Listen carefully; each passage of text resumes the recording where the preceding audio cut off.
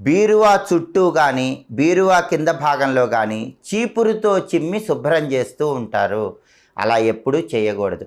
బీరువా చుట్టూ కానీ లేదా బీరువా క్రింది భాగంలో కానీ తడిగుడ్డతో శుభ్రం చేయాలి, అంతేకాని చీపురుతో శుభ్రం చేయకూడదు. అలాగే ఇంటి యజమాని పాదాలు బీరువాకి తాకకూడదు. అలా తాకితే లక్ష్మీ కటాక్షం తగ్గిపోతుంది.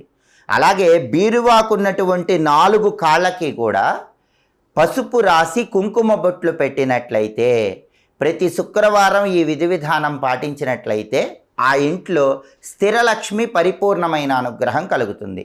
శుక్రవారం ఉదయం 6 నుంచి 7 గంటల మధ్య ప్రాంతం శుక్రహోర అంటారు. చాలా శక్తివంతమైన సమయం.